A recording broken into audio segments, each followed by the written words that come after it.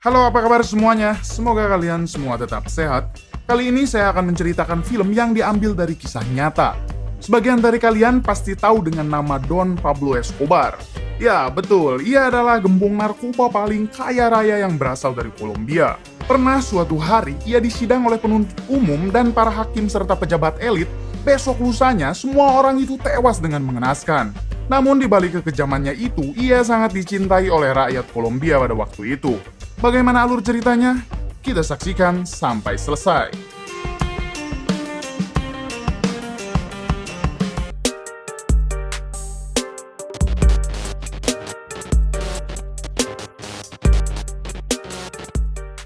Di awal film diperlihatkan seorang jurnalis wanita bernama Virginia Vallejo. Ia dikawal begitu ketat oleh pasukan Amerika khususnya DIA. Siapakah dia sampai harus dijaga begitu ketat? Ia adalah orang terdekat Pablo Escobar yang akan membeberkan siapa Pablo Escobar serta apa kelemahannya. Ma'am, for your own safety, you do not leave this room. Can you get them to bring me an aspirin? Is there a drug in this country?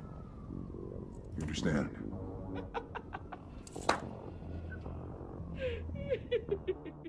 Pada tahun itu, tahun 1981 di Kolombia, Pablo Escobar, ini orangnya, ia bersama anak buahnya terlihat sedang asik jalan-jalan menggunakan motor. Hingga salah satu anak buahnya tak sengaja menabrak kuda yang tiba-tiba melintas. Melihat kuda itu sudah tak bisa diselamatkan, Pablo lantas memerintahkan anak buahnya untuk segera menembak mati kuda itu agar segera terlepas dari penderitaannya. Cerita beralih ke kediaman Pablo. Di sana Pablo mengatakan kepada Victoria istrinya kalau ia akan mengadakan pesta besar yang diperuntukkan untuk kaum-kaum elit dari semua golongan, yaitu untuk merayakan 2000 rumah yang telah Pablo buat untuk orang-orang miskin di kotanya. And the union delegates. The party, everything is a little bit of a mess. I'll take care of it. Sebelum acara pesta itu digelar, Pablo menyuruh rekannya yang bernama Saprol untuk membersihkan namanya di kepolisian, karena sebelumnya Pablo diketahui telah membunuh 2 orang polisi. Pablo akan memberi uang banyak ke Saprol untuk segera membereskan kasus itu, dan jika orang-orang di pemerintah menolak, maka Pablo akan membakar gedung pengadilan itu. Even my country, building down everyone. My cousin's wife works in the courthouse. Everything will fine. Singkat cerita, pesta itu digelar. Terlihat di sana juga ada seorang jurnalis wanita bernama Virginia yang hadir bersama suaminya. Virginia bertanya-tanya kenapa pesta ini digelar dengan penjagaan sangat ketat. Ia menjadi penasaran siapa sebenarnya Pablo Escobar. Ia hanya tahu kalau Pablo Escobar adalah orang yang sangat kaya raya. Di suatu kesempatan, Pablo berkenalan dengan Virginia. Pablo sendiri sudah tahu dan sering melihat di TV ketika Virginia menjadi presenter. Di sini Pablo memberitahu Virginia kalau pesta ini digelar untuk merayakan 2000 pembangunan rumah yang dibuat untuk orang-orang miskin di kota itu. Pablo juga mengajak Virginia untuk melihat 2000 pembangunan rumah itu esok hari. Good for the country or good for you? Hingga esok harinya, Virginia bersama kru TV-nya dibawa Pablo ke daerah pinggiran kota tersebut, yang tepat di samping pembuangan sampah. Di sana, para warga sangat mencintai Pablo yang selalu memperhatikan orang-orang miskin yang berada di kota tersebut. Bahkan anak-anak dari warga tersebut banyak yang dinamai Pablo, berharap agar anak-anak mereka sama dermawannya seperti Pablo. Saat diwawancarai, Pablo menjelaskan bagaimana orang-orang miskin di Kolombia sangat membutuhkan uluran tangan dari pemerintah. Di sini Virginia mulai kagum dengan Pablo tanpa memikirkan dari mana asal kekayaan Pablo itu sendiri. Di malam harinya terlihat mereka berdua makan bersama, sampai Pablo menanyakan apakah kau punya suami. Are you married? Virginia pun menjawab kalau ia mempunyai suami. Suaminya itu sebenarnya sudah punya kekasih lain tapi ia tak pernah diceraikannya. Dan sebenarnya Virginia sudah tak tahan lagi dengan suaminya itu. I'm fixed. Will I be his widow? Mira, I don't like. Hingga tepat esok harinya, suami Virginia didatangi sekelompok orang dan dipaksa untuk segera menceraikan Virginia. 1 minggu kemudian, Virginia dibawa Pablo ke acara pesta. Pablo tak segan-segan memperkenalkan Virginia ke orang-orang di sana. Virginia sendiri akhirnya tahu kalau mereka adalah para mafia kartel. Namun anehnya, Virginia merasa terlindungi dan nyaman berada di sana karena ia sangat dihormati ketika bersanding dengan rajanya, yaitu Pablo. Virginia semakin terpesona ketika melihat Pablo memimpin pertemuan bersama para kartel lain. Di sana Pablo membagi wilayah perdagangan. Kartel miliknya akan mengambil wilayah Florida, sementara kartel Kali mendapat wilayah New York, namun tetap harus membayar pajak yang besar terhadap Pablo. Esok harinya di Florida, terlihat ada mobil besar yang menghalangi jalan sebuah tol. Tentu hal itu membuat pengemudi lain kesal. Namun tiba-tiba ada pesawat mendarat di sana.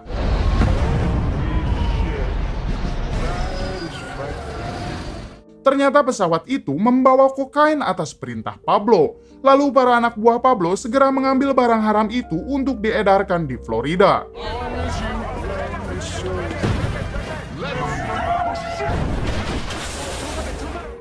Peredaran barang haram milik Pablo Escobar meningkat tajam di Amerika.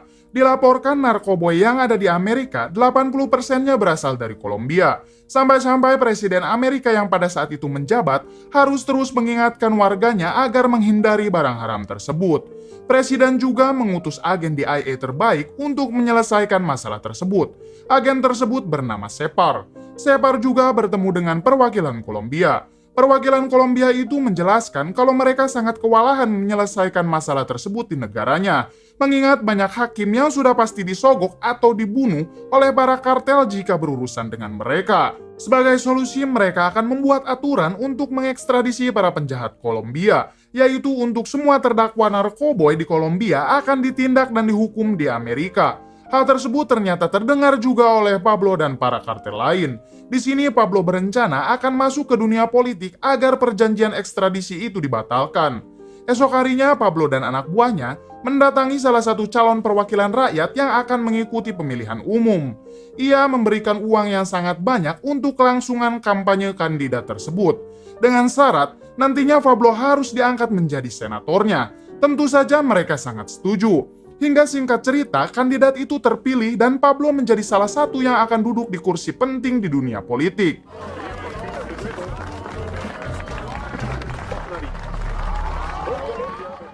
Ketika di rumah, Pablo mengajari anaknya untuk selalu mencintai dan memperhatikan rakyat miskin.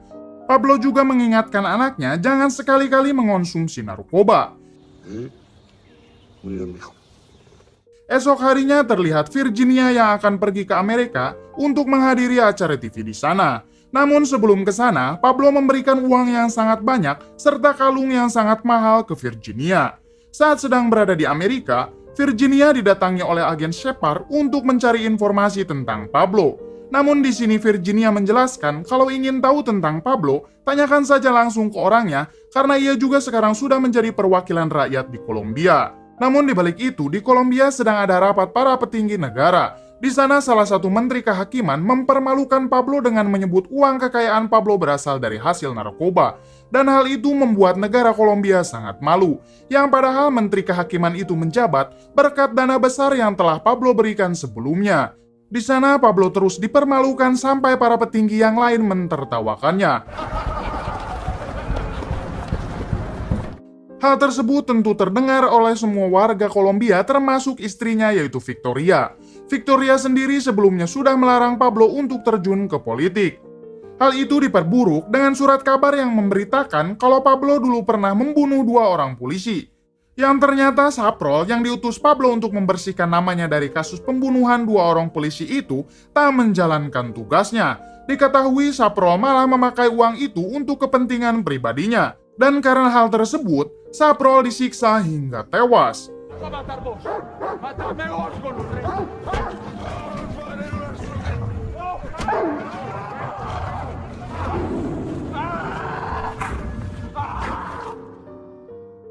Kemudian Pablo dan para kartel lain berkumpul. Di sini Pablo berencana untuk membunuh menteri kehakiman yang telah mempermalukannya itu, termasuk si penulis surat kabar yang telah membongkar masa lalunya itu.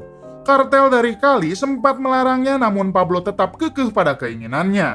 Hingga keesokan harinya, para Karyo akan mendapatkan tugas dari Pablo. Karyo itu sendiri adalah sebutan untuk orang-orang yang dibiayai dan dilatih oleh para kartel untuk membunuh musuh-musuhnya. Karyo dibayar mahal untuk mengemban tugas dari para kartel. Keesokan harinya, para Karyo menjalankan tugasnya dengan membunuh Menteri Kehakiman dan si penulis berita.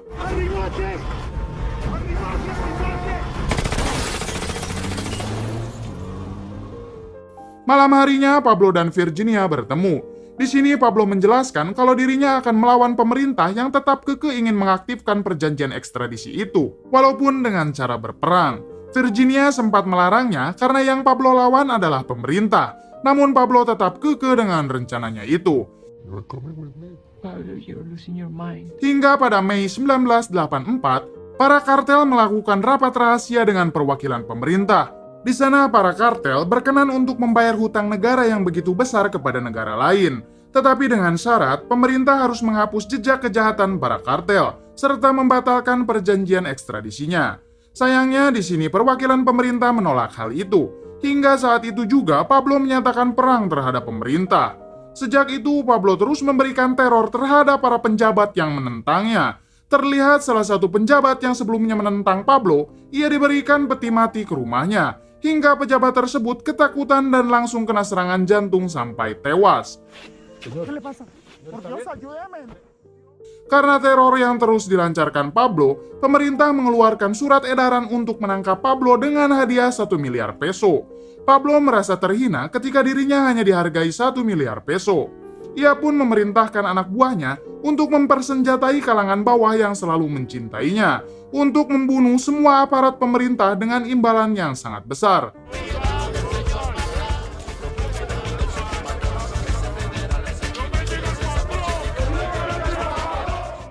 Terlihat orang-orang yang sudah dipersenjatai mulai membunuh semua polisi yang mereka temui.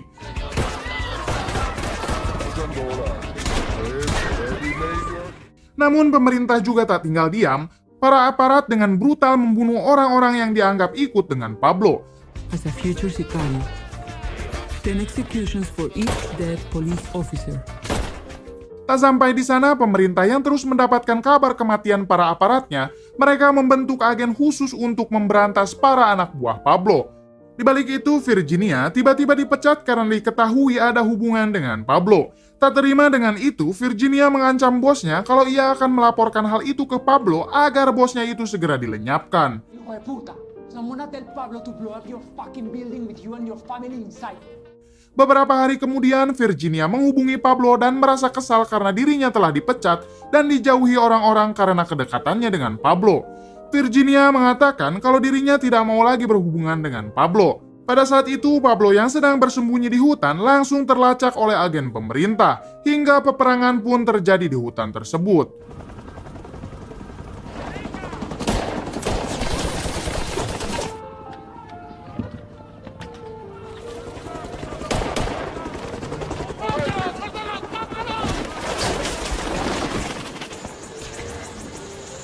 Beruntungnya, Pablo sendiri berhasil melarikan diri walaupun dengan keadaan telanjang bulat.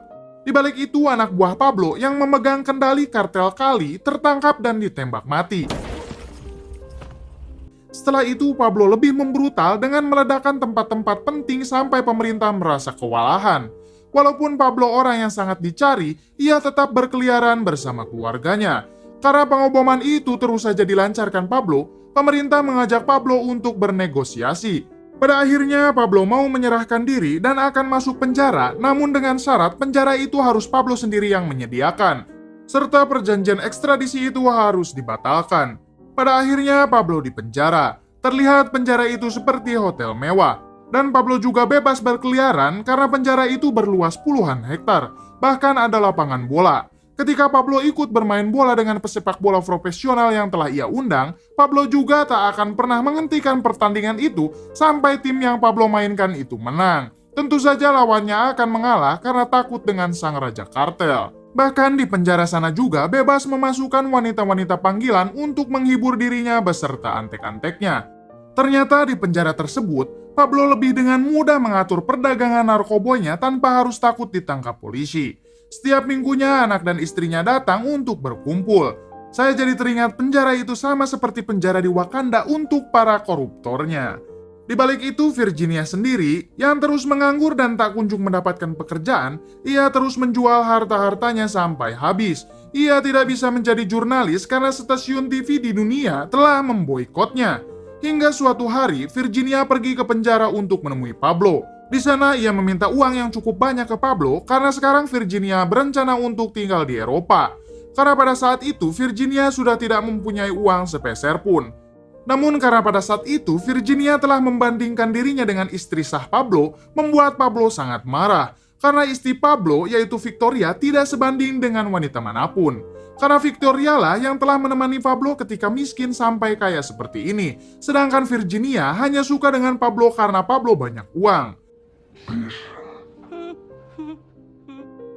Pada malam harinya terlihat Pablo sedang membicarakan hasil penjualan narkoboy dari kartel Kali yang tak sesuai dengan perjanjian awal. Menurut kartel Kali, saat ini penjualan sedang susah dan banyak dari barangnya yang sudah disita polisi. Pablo yang tahu mereka sudah menipunya, langsung memerintahkan anak buahnya yang ada di sana untuk segera membunuh mereka.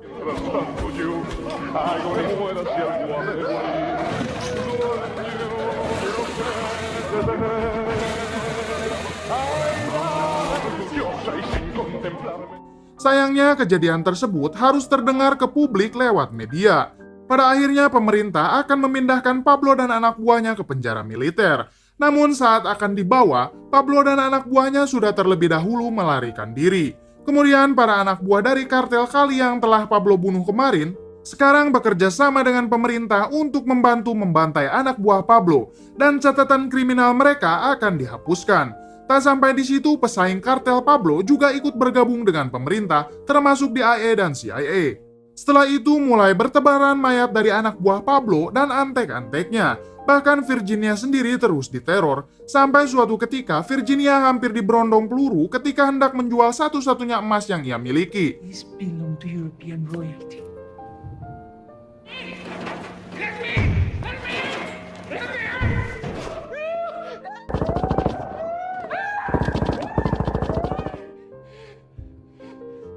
Beruntung Virginia masih selamat.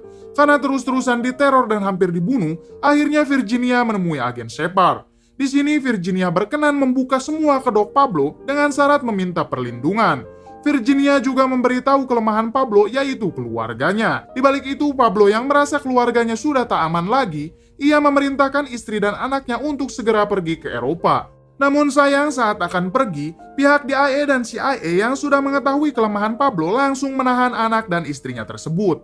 Anak dan istri Pablo ditahan di sebuah hotel, dan tepat di samping kamar keluarga Pablo, agen Shepard dan DIA yang lain sedang mengintai. Pablo yang melihat di TV kalau istri dan anaknya telah ditangkap, ia langsung menghubungi keluarganya itu. Namun di sini, istri Pablo menyuruh untuk tidak menghubunginya lagi karena pemerintah akan melacak Pablo. Telepon pertama yang dilakukan singkat membuat agen DIA kesulitan untuk melacak Pablo. Namun Pablo yang gelisah karena terus memikirkan keluarganya itu menelepon kembali. Padahal Pablo tahu kalau percakapan mereka sedang disadap dan Pablo akan segera terlacak. Pablo sekarang tak peduli lagi dengan keselamatannya dan ia hanya ingin mendengar suara dari anaknya.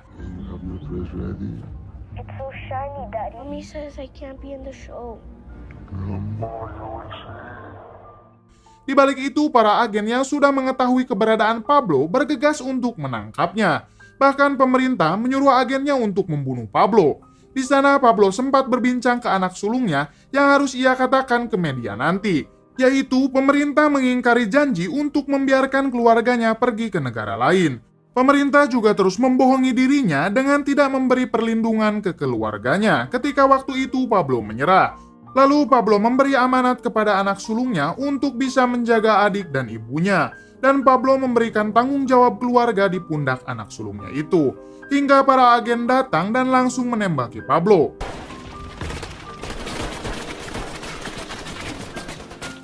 Raja dari raja para kartel narkoba ini harus tewas mengenaskan.